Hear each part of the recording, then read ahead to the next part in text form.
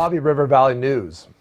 As you've been watching, I hope you've been following us on our updates. Each day that the Register of Voters Office does an update, we've been trying to go ahead and keep you up to date on this.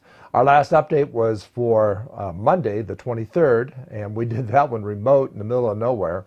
So this one here, we're back at the studio here. And so this today is the update for November the 25th.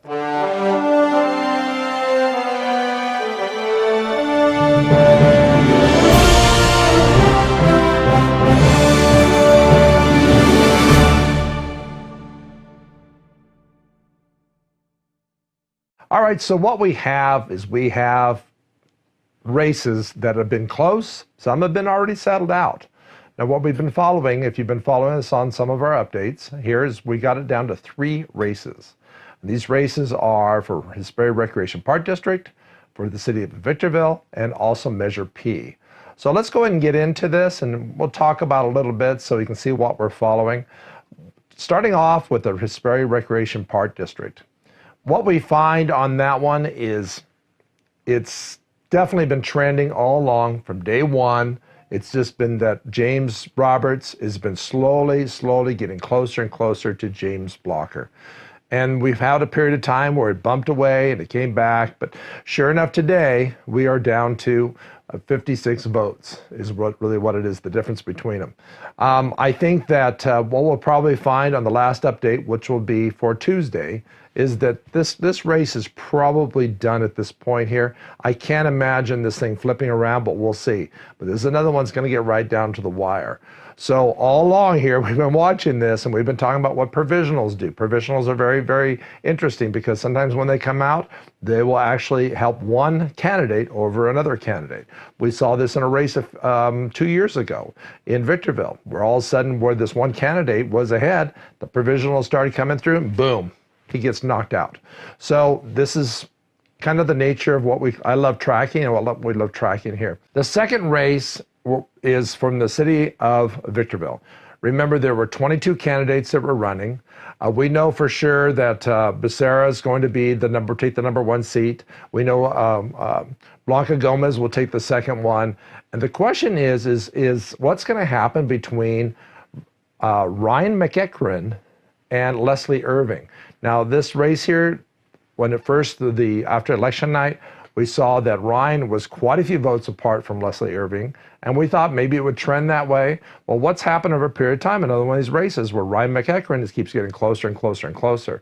Now, some of the provisionals have been in Leslie Irving's favor and not in Ryan's favor, but today we've gotten it down to the point where there's only 17 votes apart on this. So I think that we're getting really, really close here. We'll see what happens here. I think that we'll know for sure. I think this is one of those ones that we're just going to know for sure when we get down to election night and see what happens here. But right now at this point here, this is one that we will not be able to call until Tuesday's last reporting. Let's go on to the third race. The third race is very, very interesting because this is the 1% sales tax. Now, in Apple Valley, the voters out there just totally said, no way. 2 to 1, they said, no, we do not want this sales tax. In Victorville, it's been very, very split, where half the community says they want it and half the community says they don't want it. What we've watched on this here, we watched it for a period of time where the no votes were ahead, and we've watched it where the yes votes have been ahead most of the time here. And now we're getting down to the point where there's 165 votes between yes and no. So yes is right now taking it.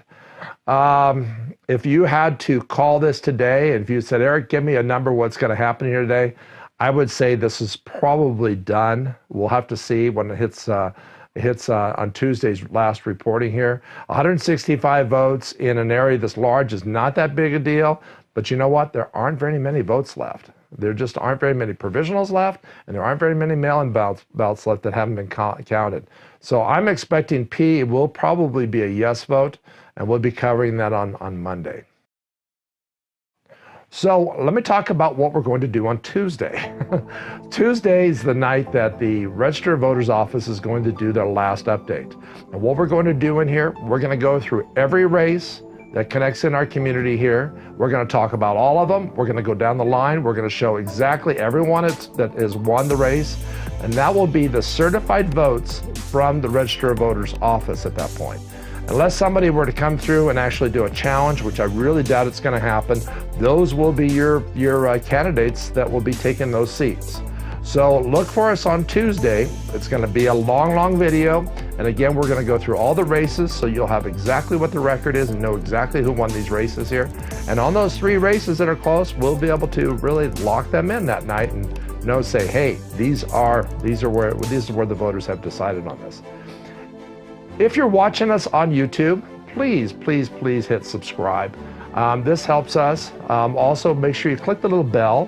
When you click the bell, every time we update a new video, it'll send you a notice so that you can go ahead and follow us. If you are on Facebook, like us. That's real important too. The other thing is on Twitter, make sure you go ahead and say your follow. Follow us on Twitter too, and as we do these updates, we'll at least get these notifications out to you. Again, I'm going to remind you, please look for us on Tuesday. This video will be long. It will show all the candidates that are going to affect you in your areas here, so look forward to seeing that.